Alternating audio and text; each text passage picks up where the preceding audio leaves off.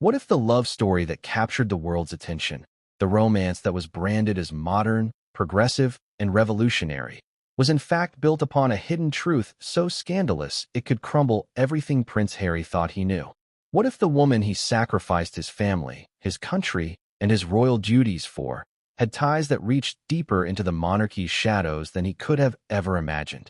Imagine being blindsided not by the press, not by palace whispers, but by Sarah Ferguson herself, a woman with her own share of royal scandals, exposing a past that connects Meghan Markle to Prince Andrew in ways no one dared to say aloud until now.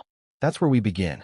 And once you hear the threads of this story unravel, you'll understand why Harry is said to be reeling in shock, why Meghan's carefully curated image is hanging by a thread, and why the entire monarchy is holding its breath. Before we continue, please hit the like button, subscribe to the channel, and turn on the notification bell for updates. So let's set the stage. Picture this: luxury yachts gliding across the Mediterranean, champagne glasses clinking in the golden glow of the sun, and the world's elite living in excess away from prying eyes. For years, whispers about Meghan's early days, before Harry, have floated around. Whispers of parties, of yacht trips, of powerful men. Rumors she dismissed as sexist smears, designed to discredit an ambitious woman climbing her way into Hollywood. But whispers don't disappear, they wait. And Sarah Ferguson just pulled them back into the spotlight, naming not just the yachts, not just the lifestyle, but Prince Andrew as Meghan's first so-called client. Now, stop for a second. Let that sink in. Prince Andrew, the royal already synonymous with scandal. A man whose reputation has been irreversibly tainted by one of the most high-profile controversies the monarchy has ever endured. And now Sarah Ferguson is connecting Meghan Markle to him in an intimate way, claiming they shared more than just polite conversation on those luxury boats. But here's the kicker. Sarah herself has lived through royal humiliation. She's been photographed, exposed, mocked, and painted as the duchess who couldn't stay within the lines. She knows the cost of betrayal, the cost of secrets. So why would she choose this moment to blow the lid off Meghan's past? Was it revenge? A bid for attention? Or was it her attempt to finally tell the truth as she saw it, no matter the fallout? Ask yourself, if you were Harry, how would you feel hearing this? The woman you fought for, the woman you defended against your family, suddenly linked, through Sarah's claims, to your own uncle in ways you never thought possible? Would you still see her as the victim, or as the orchestrator of a long game no one else dared suspect? This is why the story matters. Because it's not just about a salacious claim or a single headline. It's about loyalty. It's about betrayal. It's about whether Harry sacrificed everything for a woman whose past might hold truths he was never meant to know. Let's not forget, timing is everything in the royal game. This revelation didn't come in the early days of Harry and Meghan's marriage. It didn't come at the height of their Netflix deal, or even during Oprah's explosive interview. It comes now. Why? Because Sarah Ferguson, the Duchess of York, chose this precise moment. A moment when the Sussex brand is already wobbling, when public support is fractured, and when the monarchy itself is struggling with scandal fatigue. That timing isn't coincidence, it's strategy. And there's irony here, too. Meghan positioned herself as a reformer, a disruptor of traditions, a modern-day feminist princess who would shine light into the monarchy's dusty halls. And yet here she stands, accused of being part of the very machinery of wealth, privilege, and secrecy she claimed to reject. Can you see the contradiction? Can you feel the irony? That's where the emotional weight of this story really cuts deep. But Sarah didn't simply tease the idea. She named it. She described it. She painted a picture of Meghan as a young woman moving in circles far closer to Andrew than anyone had admitted. Yacht days, champagne nights, and, according to Sarah, intimacy. Not once, not twice, but several times. You can almost hear the gasp across Buckingham Palace. Imagine King Charles hearing this. Imagine Prince William, already at odds with Harry, discovering another potential scandal tied directly to his brother's wife. And then picture Harry. Stunned, silent, grappling with the possibility that Meghan's story of humble beginnings and a self-made rise may have darker, glittering chapters hidden in plain sight. And isn't that the ultimate betrayal? Not just the act itself, but the omission? The idea that Harry, the man who gave up everything for love, might never have known who his wife really was before she became a duchess? Yet we need to pause and consider something crucial. Sarah Ferguson knows how to play the media. She knows how to drop a bombshell that grabs headlines, stirs the pot, and keeps her name relevant. So the question is, how much of this is truth, and how much is a calculated strike? You see, Sarah has always danced on the edge of royal acceptance and rejection. One day she's welcomed at Balmoral, the next she's cut off. She knows better than anyone that survival in the royal circus depends on controlling the narrative. And maybe, just maybe, this is her way of seizing control again. Still, her words cut deep because they connect Meghan not to Hollywood gossip or internet rumors, but to the most scandalous royal figure in recent memory. And when those two names collide, Meghan and Andrew, it creates a storm powerful enough to rattle even the most loyal Sussex supporters. But here's where things get even more tangled. Sarah's revelation doesn't just expose Meghan's alleged past. It exposes Harry's present, his choices, his sacrifices, his blind faith. Because if Meghan truly shared an intimate past with Andrew, then Harry's war against his family looks very different. It looks less like love and more like manipulation, less like rebellion and more like betrayal. And that possibility is why this story refuses to fade. Now ask yourself, do you believe Sarah? Do you think Meghan, who has fought so hard to craft an image of dignity and resilience, could have lived this double life? Or is Sarah Ferguson simply weaponizing old whispers to settle her own scores? This is where we leave you, for now. Because the details Sarah gave are just the beginning. The setting of the yachts, the exclusivity of those gatherings, the intimacy she claimed. It all leads to one undeniable conclusion. The story has only just begun to unfold. But what Sarah revealed next wasn't just about Meghan or about Andrew. It was about the very foundation of Harry's marriage. And what came after would make even this shocking revelation seem like only the tip of the iceberg. What happens when whispers that once seemed like harmless gossip suddenly rise from the shadows and begin to take the shape of undeniable claims? That is the question that haunted Prince Harry in the days following Sarah Ferguson's startling revelation. For years, Meghan had brushed aside rumors of her early life with a smile and a wave of the hand. Yacht stories? Old misogynistic attacks, she said. Tales designed to tear down a woman daring to rise. But now, Sarah? The Duchess of York, someone who had lived within the gilded walls of the royal machine, had attached Meghan's name not just to any yacht story, but to Prince Andrew himself. And suddenly, the whispers weren't whispers anymore. They were the kind of allegations that could topple reputations and shake foundations. Let's pause for a moment. Imagine a quiet evening at Balmoral or Windsor when these words are first relayed to Harry. Imagine him hearing not just gossip picked from a tabloid headline, but Sarah Ferguson, someone with access, someone with history, suggesting that his wife had a connection to Andrew. The yachts, the parties, the intimacy. If you were Harry, would your first instinct be to laugh it off? Or would your heart freeze, wondering if there was something you had missed all along? The yacht rumors didn't appear out of thin air. They had been floating around for years, whispered by insiders, amplified by anonymous blogs, dismissed by Meghan's team as nothing more than smears. But here's the truth about rumors. They don't always vanish. They linger. They build. They wait for someone with enough weight to give them legs. Sarah Ferguson provided that weight. And that's where the story becomes dangerous. Because yacht rumors are not like other rumors. They don't just suggest a lifestyle.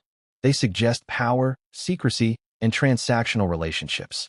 They suggest being part of a world that isn't just glamorous, but deeply, sometimes disturbingly, connected to influence. For Meghan, who built her royal image on being authentic, independent, and principled, the idea of having once been part of that world threatens to unravel everything. But think about the timing again. Why now? Why would Sarah choose to breathe life into whispers that had long been buried beneath Meghan's polished public image? Was it jealousy? Was it revenge? Or was it simply that she, like so many others in the royal orbit, had grown tired of Meghan's narrative of victimhood while the rest of the family carried scars of scandal and silence? This is where contradictions begin to pile up. Meghan has repeatedly positioned herself as a champion of women, a survivor of sexist media attacks. And yet, Sarah's claim paints her in a different light entirely. Not as the victim of rumors, but as the participant in a world of secrecy and intimacy that she never disclosed. It's not just a contradiction. It's a fracture in the foundation of her story. And then comes the deeper irony. The very thing Harry has fought hardest to protect Meghan from, rumors, tabloids, accusations, is now being fueled from inside his own family. No faceless reporter. No anonymous online troll. Sarah Ferguson herself, the aunt by marriage who has survived her own public humiliations, now choosing to throw Meghan's name into the fire. Do you feel the tension here? Because it isn't just about Meghan anymore. It's about Harry's choices. The man who walked away from his family to shield his wife. The man who accused the press of destroying his mother's life and vowed it would not happen to his wife. And yet, here he stands, forced to reckon with a revelation so explosive that it threatens to turn his sacrifices into a tragic irony. But let's go back, because to understand why this hit Harry so hard, you need to understand the nature of the yacht world. Exclusive, lavish, hidden. The kind of world where cameras are rare, but secrets are common. Where powerful men mingle with aspiring women. Where alliances are forged and broken over glasses of champagne. Meghan's alleged presence in that world, long before she became a duchess, creates an entirely new narrative arc. One where she was not just an actress struggling to make it in Hollywood, but a woman with access to circles of wealth and influence that few ever enter. And that is where Sarah's revelation gains its teeth. Because she didn't just revive gossip. She put Meghan's name next to Andrew's. And Andrew's name carries weight. Heavy, scandalous weight. Here's where we reach the emotional core. Imagine Harry's inner dialogue. The disbelief. The anger. The confusion. If it were only gossip, he could dismiss it. If it were only the press, he could rage against it. But Sarah? Sarah Ferguson, who knows the cost of scandal better than most. How could he ignore her words? And you, as the audience, must ask yourself, is Sarah telling the truth, or is she weaponizing whispers for her own gain? Because let's not pretend Sarah is innocent in the royal circus. She has been there before, splashed across front pages for toe-sucking photos, for money scandals, for missteps that nearly destroyed her. She knows humiliation. She knows the sting of betrayal. Could she really be the one to deliver a fatal blow to Meghan's image? Or is this another survival move, another calculated play to shift the spotlight? But whether she intended it or not, her words did something powerful. They reignited curiosity. Suddenly, people weren't just asking about Meghan's charity projects or her Hollywood deals. They were asking, what really happened on those yachts? Who was there? What did Meghan's past really look like? And here's the brutal truth. Once those questions are asked, they can't be unasked. They grow. They multiply. They feed the cycle of suspicion. Think about this. Every time Meghan or Harry denies something, it creates another headline. Every time they stay silent, the silence itself becomes an answer. Either way, Sarah's revelation planted a seed that will continue to grow. But the most devastating part of all, Sarah didn't stop there. She went further. She described not just the scene, not just the yacht, but the man. She tied Meghan directly to Andrew in a way that suggested intimacy. And that's where the whispers became daggers. And Harry? Silent, shocked, staring into the abyss of what this could mean for his marriage, his children, his reputation. Because if Meghan's past really does include intimate ties to Andrew, then Harry's rebellion against his family doesn't just look like love. It looks like betrayal wrapped in betrayal. But Sarah wasn't finished. And the storm she unleashed had only just begun to spread. Because what she revealed next would not just cast Meghan in a controversial light. It would drag Harry himself into a deeper, darker confrontation than he had ever imagined. Why would Sarah Ferguson, a woman who has lived through humiliation, exile, and redemption in the royal family, suddenly decide to throw a grenade into Meghan Markle's carefully constructed narrative? Why now? Why Meghan? That's the question that burns at the heart of this chapter, because timing is everything in the royal game. Sarah Ferguson knows scandal better than anyone. She has been both the target and the perpetrator of it. She knows what it feels like to have the press strip you bare, to have the palace turn its back, and to have the world mock your every misstep. And yet, she also knows the intoxicating rush of reclaiming your power with a single revelation. Was this her chance to rewrite her own story by exposing Meghan's? Picture Sarah in her London townhouse, surrounded by stacks of old photos, letters, and memories she's both tried to forget and desperately clung to. She's been on the outside of the inner circle for years, occasionally invited back in, then quietly ushered out again. She's lived half her life in limbo, too scandalous for full acceptance, too royal for complete dismissal. And in that precarious position, she has one weapon left, her voice. But the question is, why wield it against Meghan?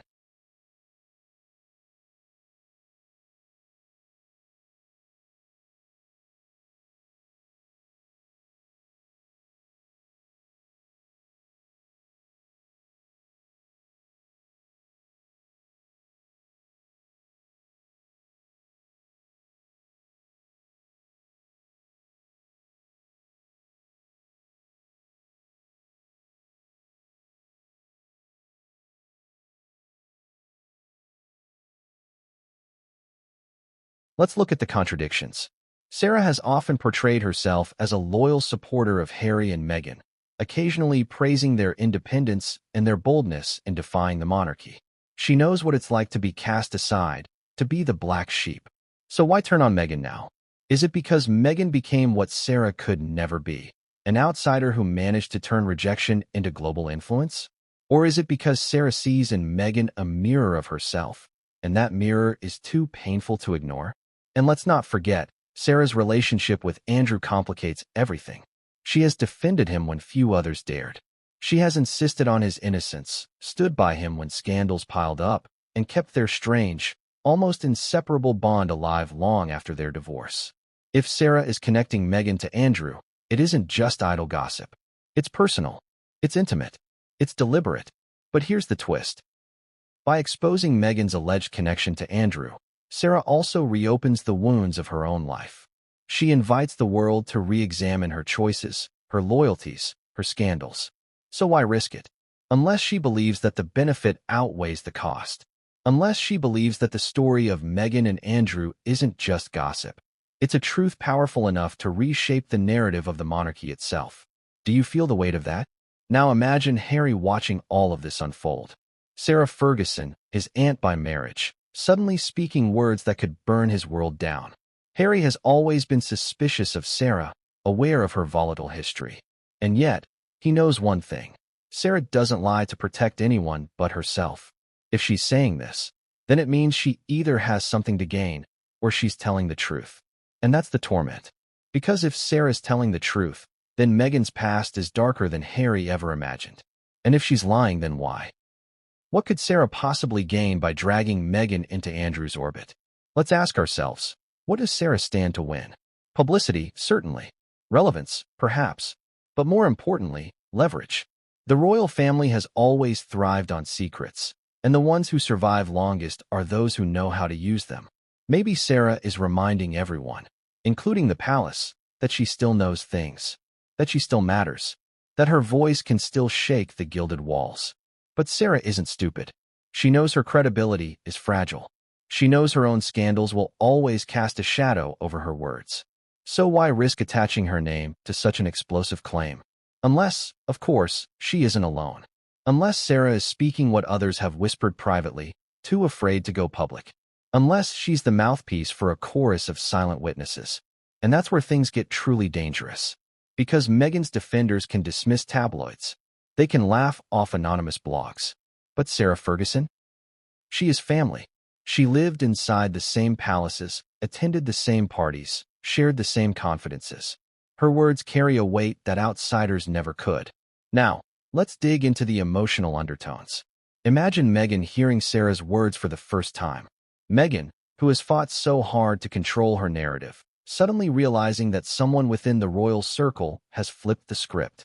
Meghan, who once dismissed yacht stories as smears, now facing them resurrected by a duchess with insider credibility. The rage, the fear, the panic. Because it's one thing to battle the press. It's another to battle someone who knows how the game is played from the inside. And what about Andrew? The man whose name has become synonymous with disgrace. How does he feel about Meghan being tied to him so publicly? Does he deny it? Does he stay silent? Or does his silence itself become an answer? It's a paradox, isn't it? Meghan, the woman who positioned herself as a feminist icon, now being accused of intimacy with the most disgraced royal of them all. And Sarah, the Duchess once shunned for her scandals, now holding the power to ruin Meghan's carefully crafted image. The irony is almost unbearable. But here's where we push further. Sarah's revelation doesn't just target Meghan. It targets Harry.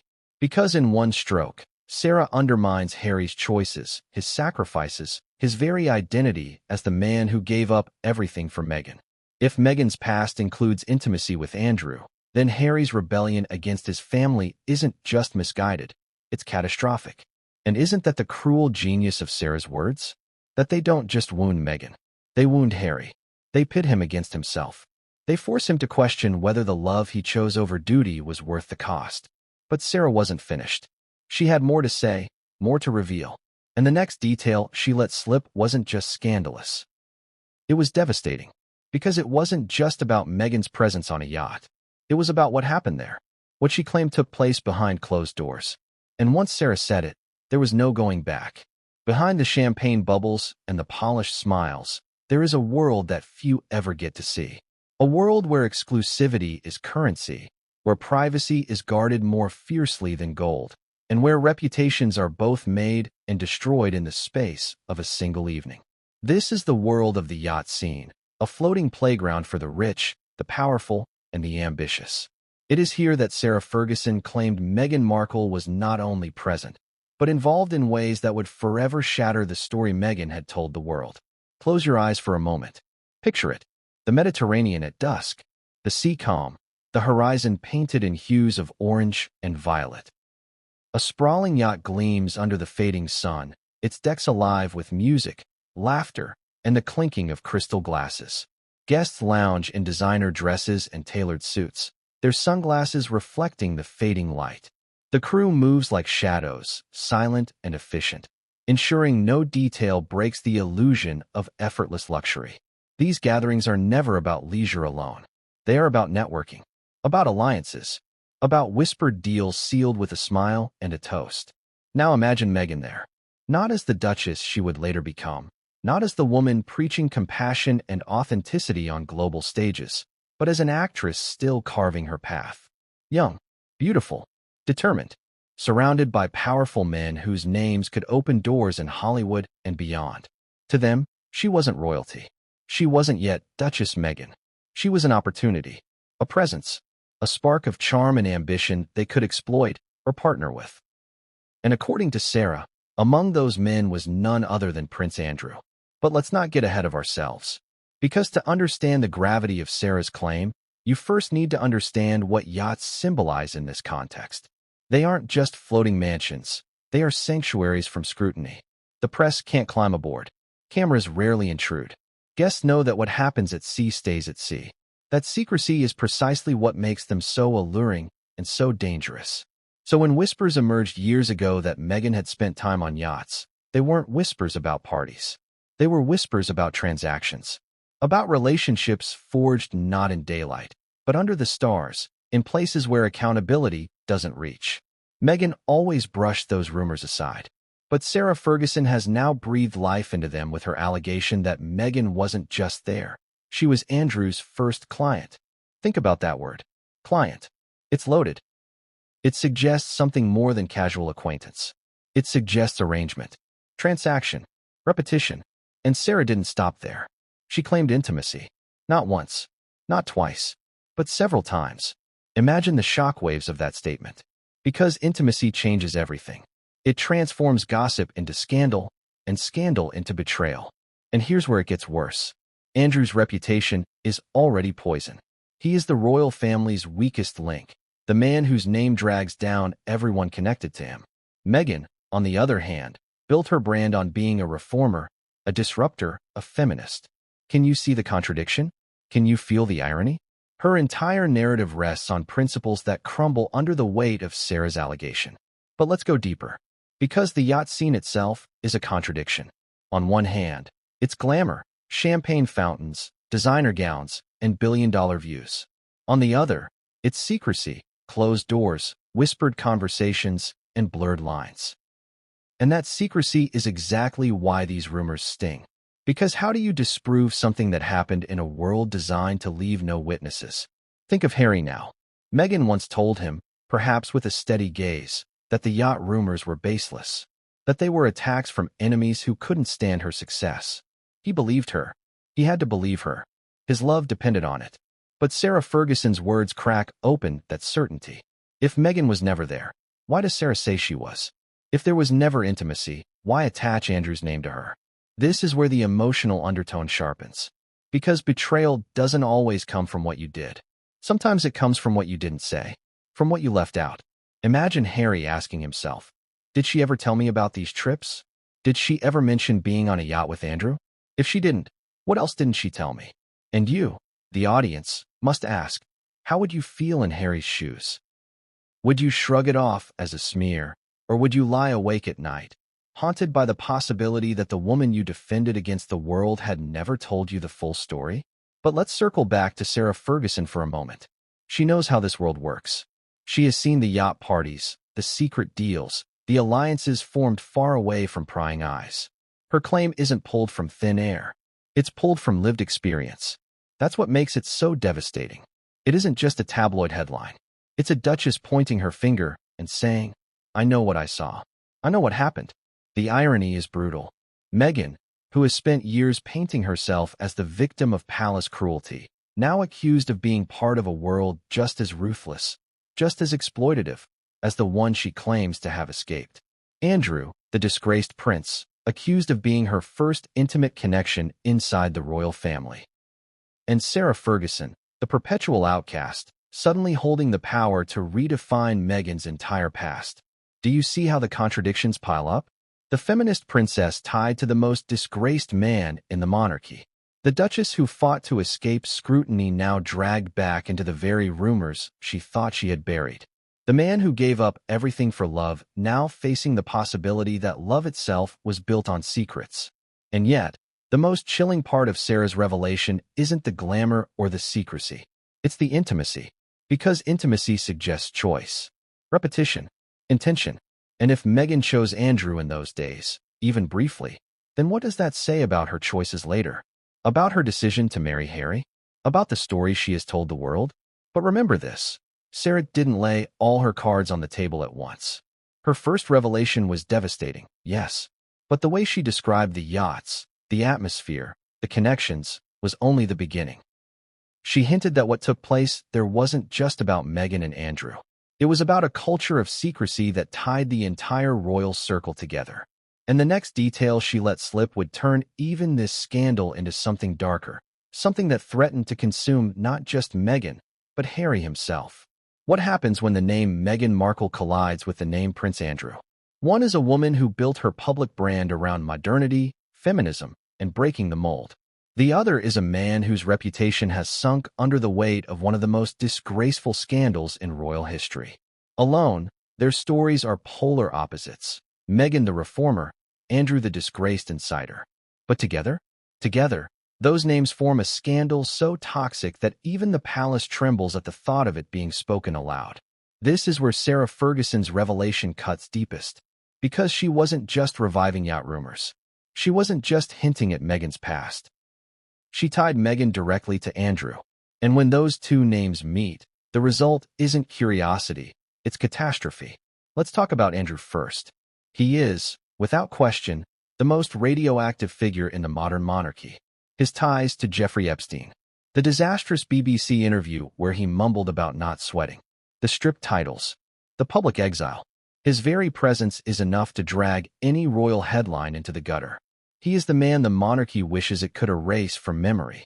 And yet, he lingers, a ghost at every banquet, a shadow at every royal event.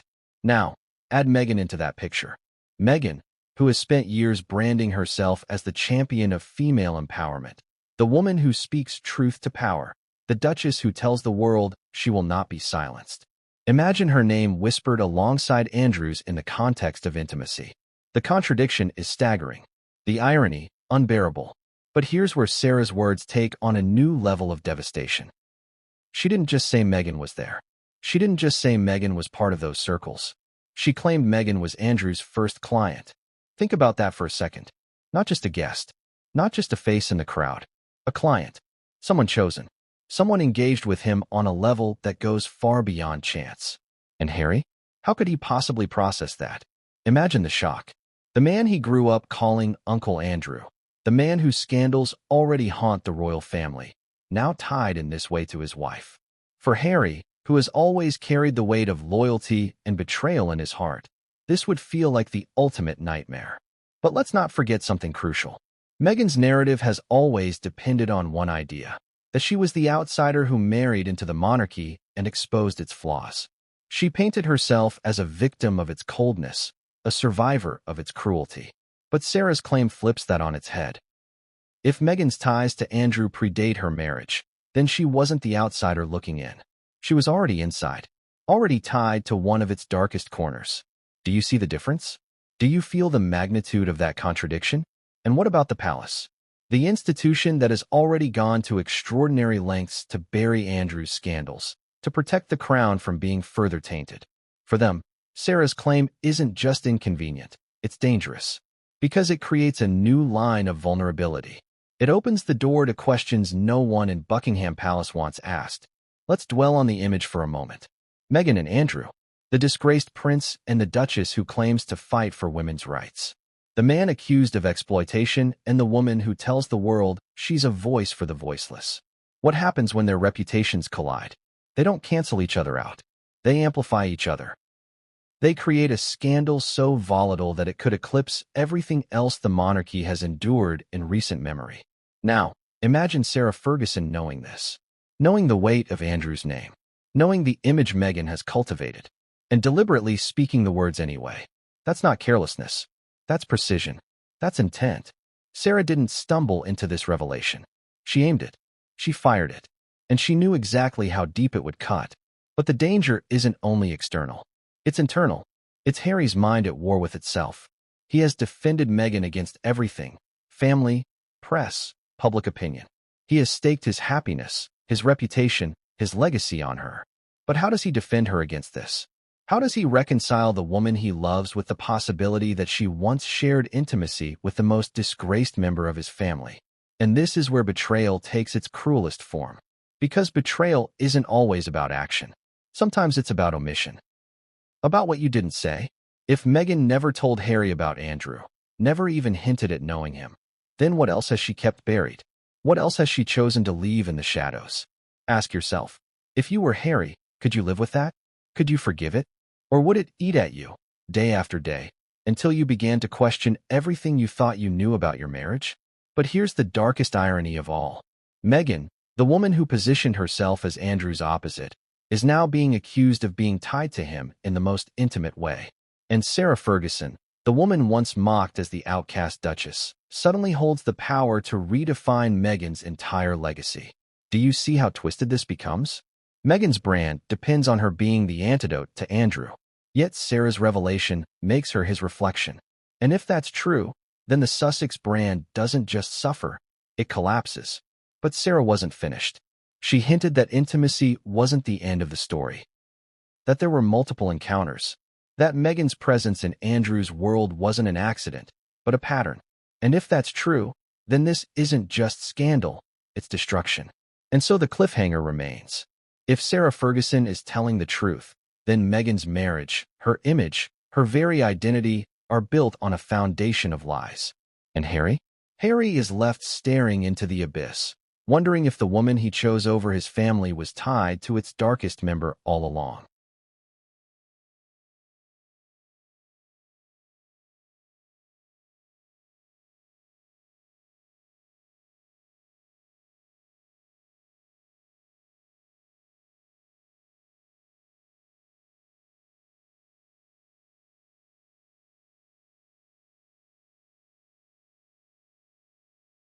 But Sarah's next revelation would go even further. It wouldn't just touch on Andrew's presence or Meghan's past. It would describe, in brutal detail, the intimacy itself, and claim it happened more than once. Sarah Ferguson didn't just light a match. She threw a torch onto a pile of gasoline-soaked secrets. Because in her revelation, she didn't stop at insinuation. She didn't stop at whispers of yachts or vague associations. She went for the jugular. She claimed intimacy. Repeated intimacy, between Meghan Markle and Prince Andrew. Let that sink in. Not a single encounter. Not a chance meeting. Not a one-time moment that could be brushed aside as rumor or misunderstanding. Several encounters. Several moments of closeness between the woman who would later marry Harry and the uncle who already embodies scandal for the monarchy. That's where the story changes from gossip to betrayal. That's where it transforms into a scandal with teeth sharp enough to wound not just Meghan, but Harry himself. Now imagine the room when Sarah first said it. People shifting uncomfortably in their chairs, eyes widening, gasps barely stifled, because everyone knows the weight of those words. Everyone knows that tying Meghan to Andrew in that way isn't just messy, it's lethal. But why would Sarah risk it? Why not stick to safer ground, to claims that could be dismissed as exaggeration? The answer lies in her history. Sarah Ferguson has never been one to play it safe. She has lived her life on the edge of royal acceptance, constantly stepping over the line and then scrambling to claw her way back. By making this claim, she wasn't just exposing Meghan.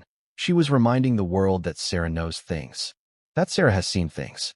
That Sarah's words still have the power to shake Buckingham Palace. And yet, her claim cuts deeper than scandal. It cuts into loyalty, into trust, into the foundation of Harry's marriage. Because intimacy isn't just physical. It carries an emotional charge. It implies choice, repetition, connection. If Meghan truly had multiple encounters with Andrew, then she wasn't simply a bystander at yacht parties. She was an active participant in a world Harry despises, a world Harry has spent his entire adult life distancing himself from. Ask yourself, how does a man like Harry, who grew up despising secrecy and betrayal, reconcile this? How does he square his wife's public image of integrity with the possibility that she once shared intimacy with his uncle? Could you forgive that? Or would it live in the back of your mind, poisoning every smile, every reassurance, every word she speaks? And think of Meghan, too. Imagine her fury, her panic, because Meghan has always been meticulous about her image. Every detail of her life, every anecdote, every story she's shared has been carefully crafted to build a persona of strength, authenticity, and dignity. Sarah's claim tears straight through that narrative. It paints Meghan not as the feminist reformer, but as someone who willingly engaged with one of the monarchy's most disgraced men. It's not just a contradiction. It's a demolition. But let's not ignore Andrew. Because this story isn't just about Meghan's past. It's about the man at the center of the storm. Prince Andrew, the disgraced duke whose scandals have already forced the Queen to strip him of titles and push him into exile. His name alone is enough to taint anyone associated with him. Add intimacy to the equation, and the scandal multiplies tenfold. And here lies the cruelest irony. Meghan has always presented herself as Andrew's opposite. Modern where he is archaic, progressive where he is privileged, feminist where he is accused of exploitation. To tie her to him in this way doesn't just create scandal. It destroys the very foundation of her public persona. But what about Harry? This is where the emotional devastation takes root. Because Harry has lived his life terrified of betrayal. He lost his mother to a system he believes lied and abandoned her. He has carried that wound into adulthood, vowing never to let betrayal touch his own family. And yet here he is, forced to question whether his wife's past includes the very betrayal he fears most. Do you see how cruel this is? Harry gave up everything, his titles, his home, his family, for Meghan. He put her above the monarchy, above tradition, above his own bloodline. And now, Sarah Ferguson's words suggest that Meghan's connection to his disgraced uncle predates everything. That the woman he thought he was saving might have been tied to the very corruption he despised. And here's where the contradictions bite even harder. Meghan has always dismissed yacht rumors as sexist lies. She has always insisted she built her career on hard work and determination. But Sarah's claim makes those denials look hollow. If intimacy with Andrew happened, then those yacht rumors weren't fabrications. They were glimpses of a truth Meghan fought to bury. Now picture the palace. King Charles, already trying to steady the monarchy in turbulent waters, hearing that his son's wife has been linked to Andrew in this way. William, already estranged from Harry, wondering if this is the final nail in the coffin of their relationship. Camilla, rolling her eyes, seeing another storm threaten the crown she worked so long to secure. The panic would be palpable, but Meghan, true to form, wouldn't sit quietly. She would fight. She would deny. She would call it a smear campaign. She would rally her defenders, insists Sarah was bitter, jealous, irrelevant. And perhaps some would believe her. But once the words are spoken, once the claim is made, denial is never enough. The seed is planted. The doubt is permanent. And that doubt is what destroys. Because doubt erodes trust. Doubt makes Harry question every story Meghan has told him. Doubt makes the public second-guess every speech she gives, every cause she champions. Doubt lingers, long after denials are forgotten. But Sarah's revelation didn't just stop at multiple encounters. She hinted there were witnesses. People who saw. People who knew.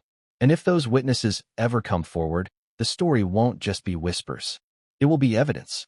Proof. And at that point, Meghan won't be able to fight it. The storm is building. The stakes are rising. And Harry? Harry is left clinging to a marriage that now feels like a question mark. Because the truth Sarah exposed isn't just about Meghan and Andrew. It's about the very foundation of love, loyalty, and betrayal inside the House of Windsor. And yet, Sarah wasn't done. Because the next chapter of this saga wasn't about Meghan's past alone. It was about Harry's present. His reaction, his rage, his silent devastation. And what came next would reveal just how deeply this revelation cut into the heart of the man who gave up everything for love. How do you process the idea that the woman you gave up everything for, your family, your titles, your very place in the world, might have been intimately tied to your disgraced uncle? How do you look her in the eyes after Sarah Ferguson, someone who knows the royal machine inside and out, makes such a claim? That is the torment Prince Harry was said to face in the days following Sarah's revelation. Shock, silent rage, a storm of emotions he couldn't show the world, but one that insiders whispered was boiling just beneath the surface. Harry has always been defined by emotion. He wears his heart openly, whether it's grief over his mother, anger at the press, or love for Meghan. But this was different. This wasn't just outside attack. This was betrayal, if true, from within his own marriage. Imagine Harry late at night, staring at the ceiling, unable to sleep. The same thought looping through his mind. Why didn't she tell me? Why didn't I know? For Harry, trust is everything. His childhood was marked by secrets, by half-truths whispered behind palace doors. He has spent his life despising the very culture of secrecy that defined his upbringing. And yet, Sarah's words forced him to confront the possibility that his wife, the woman he believed was different, might have carried her own secrets all along. Now picture the confrontation. Harry, tense, pacing, his voice low but filled with a sharp edge. Meghan, calm on the surface but defensive, her words quick, precise, designed to deflect. He asks if it's true. She denies it. He asks again. She insists the story is a fabrication, another smear. But doubt has already cracked the foundation. Because even if she denies it, why would Sarah Ferguson say it? Why would she risk her own credibility if there wasn't at least a kernel of truth? And that's where Harry's silent rage takes root. Not in the possibility of betrayal itself, but in the uncertainty, in the not knowing, in the fact that no matter how many times Meghan denies it, he will always wonder. That's the cruelty of doubt. It doesn't need proof to destroy you. It only needs to exist. Think about the irony. Harry, who left the monarchy to protect his wife from lies, now faced with a lie, or what feels like one, from within his own home. He turned his back on his family because he couldn't trust them, and now he finds himself questioning if he can trust Meghan. It's a vicious circle, and it leaves him trapped. And Meghan knows this. She knows Harry's deepest wound is betrayal. She knows his greatest fear is being manipulated, deceived, left in the dark. And Sarah's words hit exactly that wound. For Meghan, the panic wouldn't just be about the public scandal. It would be about losing Harry's unwavering loyalty. Because once doubt takes root in Harry, it's almost impossible to tear it out. But let's not forget, Harry is not just a husband. He is also a son, a brother, a prince. His family's history with Andrew already disgusts him. He has watched his uncle bring shame upon the monarchy, watched the Queen strip Andrew of titles, watched the world recoil at his name. To now hear Meghan's name tied to Andrew in this way, it would be unbearable. Because Harry knows better than anyone that Andrew's scandals are not just whispers. They are the kind of poison that lingers forever. And what about his children? Imagine Harry looking at Archie and Lilibet, the family he swore to protect. What does it mean for them if Meghan's name is tied to Andrew? What legacy does that create? What story will follow them when they grow older, when they search their family's name on the internet? For Harry, the thought would be unbearable. But here's the most painful part. Harry can't fight this battle publicly. If he defends Meghan too strongly, people will accuse him of denial, of being blind. If he stays silent, people will assume guilt. If he attacks Sarah, he risks confirming there's something to hide. It's a trap, a no-win situation. And Harry, the man who has always hated being cornered, suddenly finds himself with no way out. Ask yourself, how would you react in Harry's place? Would you cling to love, no matter the doubt? Or would you let suspicion eat at you until it destroyed everything? But Harry's rage isn't loud. It isn't explosive. It's silent. And silent rage is far more dangerous. Because it festers. It grows. It turns into distance, into mistrust, into nights where words are sharp and mornings where silence hangs heavy. Silent rage doesn't explode once. It corrodes slowly, day after day. And that's what insiders whispered about Harry in the aftermath of Sarah's claim. He wasn't screaming. He wasn't breaking things. He was quiet, withdrawn, processing. And that silence said more than words ever could. But here's the cruel twist. While Harry battled his inner storm, Meghan wasn't backing down. She wasn't retreating. She was preparing her counterattack. Because if there's one thing Meghan has mastered, it's the art of controlling her narrative. And as Harry fell into silent rage, Meghan was ready to fight, to deny, to deflect, to flip the script. Which leaves us at the edge of the next revelation. Because Meghan's defense wouldn't be meek. It wouldn't be quiet. It would be calculated. And the way she chose to respond would only pour fuel onto the fire Sarah Ferguson had ignited. When cornered, Meghan Markle has never been the type to crumble. She knows how to turn the cameras in her favor, how to twist a question into an opportunity, how to pivot an accusation into a speech about resilience. And when Sarah Ferguson's bombshell tied her name to Prince Andrew, Meghan's instinct was exactly that, not to retreat, but to attack. She framed it, as she always has, as part of a smear campaign. These stories are sexist. They're racist. They're designed to silence me, she might insist, her voice sharp, her gaze steady. And for some, that message would resonate. Meghan has always known how to cloak herself in the armor of victimhood, presenting herself as the target of powerful forces conspiring against her. But here's the problem. Sarah Ferguson isn't a faceless tabloid hack. She isn't a Twitter troll hiding behind an anonymous profile. She's family. She's lived in the palaces. She's been at the dinners, the parties, the yacht trips. Her words carry insider weight. And Meghan's usual defense, that these are the lies of outsiders, doesn't work here. So how does Meghan fight back? By doubling down on her narrative. By reframing Sarah as bitter, jealous, washed up. Meghan knows Sarah's reputation isn't spotless. She knows the world remembers the toe-sucking photos, the money scandals, the desperate attempts to claw her way back into royal favor. Meghan's counterattack is simple. Paint Sarah as an unreliable narrator. A woman projecting her own sins onto others. A duchess desperate for attention. But here's where the contradiction gnaws at the edges. Meghan built her brand on the idea of female solidarity. On sisterhood. On women supporting women. Yet now, in order to protect herself, she must tear another woman down. Do you see the irony? The feminist icon forced to discredit another woman's voice just to keep her own story intact. It's not just contradiction, it's hypocrisy, and it bleeds through every carefully crafted denial. Harry, of course, is caught in the middle. Meghan's denials soothe him, but only for a moment. Because the question lingers, why did Sarah say it? If it's false, why risk everything to repeat it? If it's baseless, why tie Meghan to Andrew at all? Harry wants to believe his wife, but Sarah's words echo louder than he can silence. And Meghan knows it. That's why her defense isn't just about the public. It's about convincing Harry, over and over again, that there is nothing to the story. Now imagine Meghan crafting her public counter-narrative. Picture the interviews, the carefully staged moments with sympathetic journalists. She doesn't address the yacht claims directly.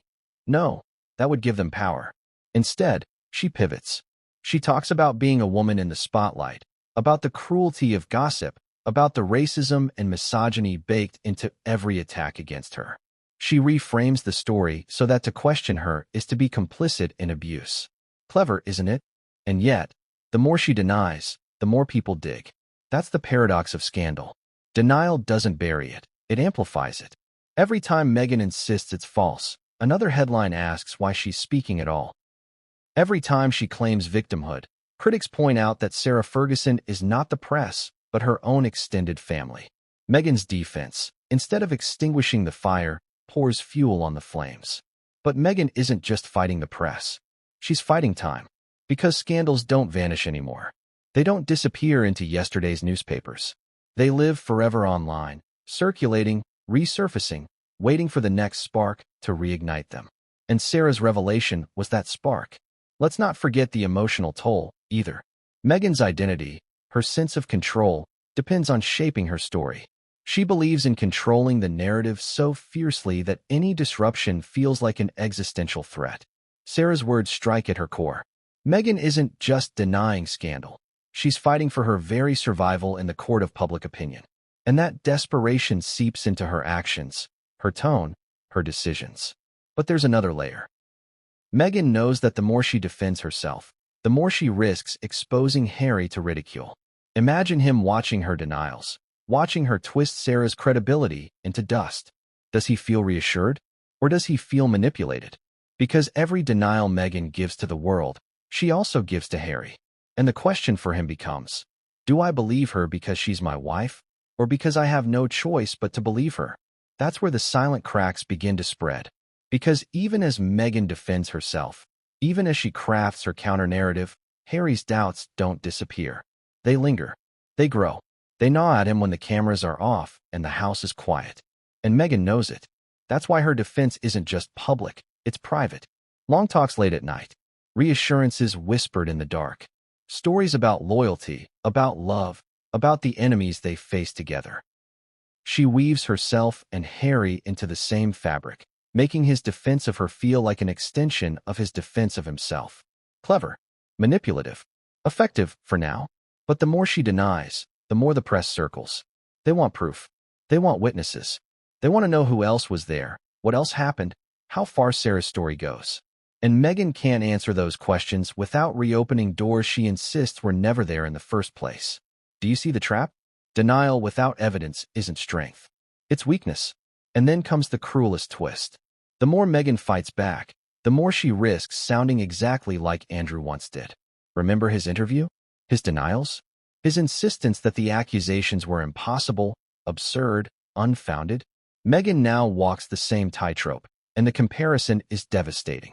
Because even if her words are different, the rhythm feels the same. And for the public, perception is everything. Harry watches all of this unfold. His silent rage grows heavier, colder. Meghan's defense reassures him in the moment, but the echoes of Sarah's revelation haunt him long after the cameras are off. He wants to believe her, but the doubt never fully leaves. And that doubt becomes the seed of what comes next. Because the more Meghan defends, the more the world demands answers. And the more the palace scrambles behind the scenes, terrified of what might come to light if Sarah, or anyone else, decides to reveal more.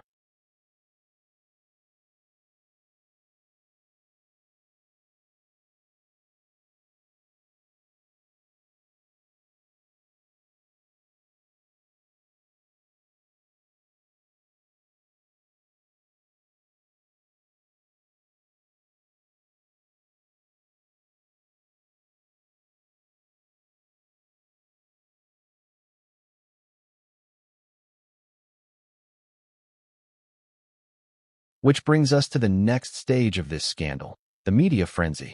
Because once Sarah spoke, once Meghan denied, the press had their story. And they weren't about to let it go. The press lives for scandal. It feeds on contradiction. It thrives on whispers. And when royalty is involved, it becomes a feast. Sarah Ferguson's revelation didn't just ripple, it detonated. Overnight, Meghan Markle's name was splashed across front pages again, not as the humanitarian duchess, not as the advocate for women's rights, but as the woman tied to Prince Andrew through Sarah's damning words. And the media, hungry for blood, pounced. It began with tabloids, of course. The Daily Mail, The Sun, The New York Post, all running headlines crafted to grab attention and never let it go. Meghan's yacht secrets exposed. Sarah Ferguson points finger at Duchess. Harry blindsided by shocking claims. But it didn't stay confined to tabloids. Broadsheets picked it up. American talk shows debated it.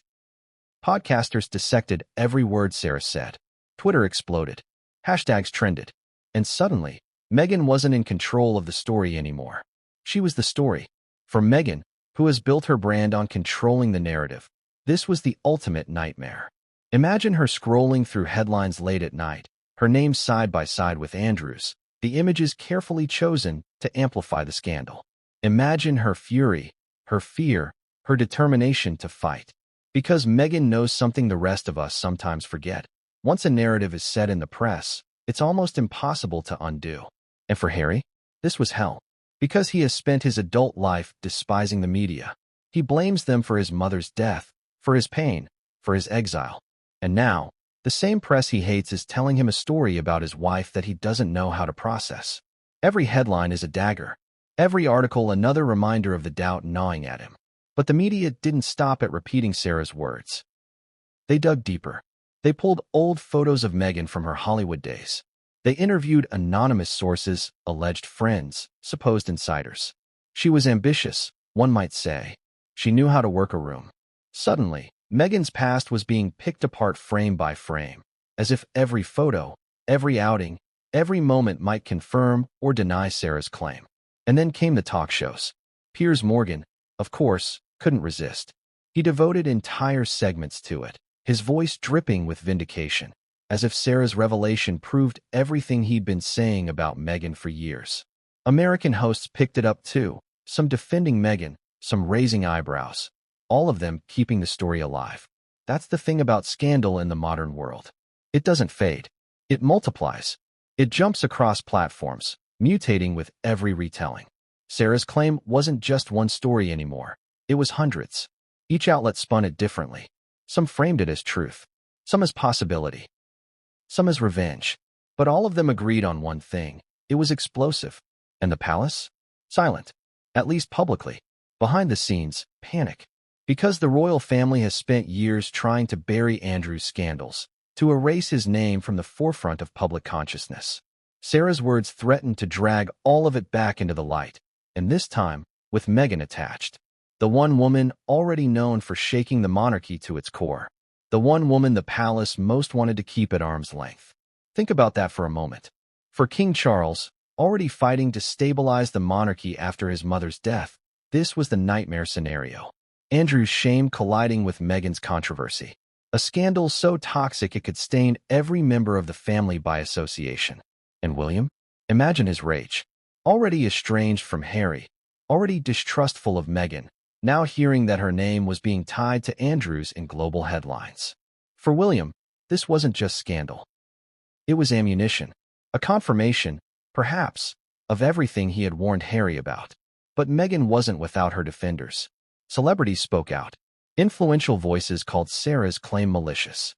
Hashtags like "We Stand With Meghan" trended alongside Yacht Days and Andrew and Meghan. The digital battlefield was divided, each side screaming louder, each side convinced they knew the truth. And Meghan, as always, positioned herself as the victim of a coordinated attack. Yet the media frenzy didn't stop with Meghan and Andrew. It expanded.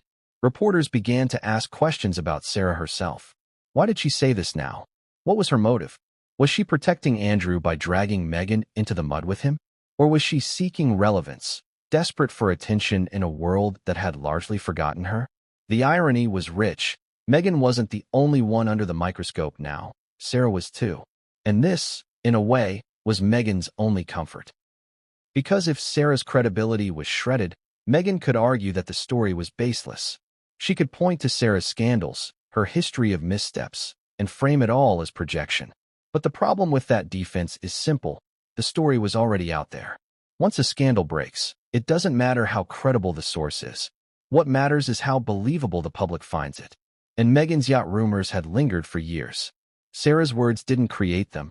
They validated them. Ask yourself, do you believe Sarah? Or do you believe Meghan? And does the truth even matter anymore, when the perception itself is enough to do the damage? Because here's the cruel truth. In the media's eyes, Meghan doesn't need to be guilty. She only needs to look like she could be. And Sarah Ferguson's revelation accomplished exactly that. It made people wonder, And once people wonder, the story takes on a life of its own. But the frenzy wasn't just about selling newspapers. It was about dividing loyalties. And soon, the public itself split into two camps, those who believed Meghan and those who believed Sarah. It wasn't just a story anymore. It was a war. And while the press whipped the flames higher, the palace scrambled behind the scenes, trying desperately to contain a scandal that threatened to consume them all.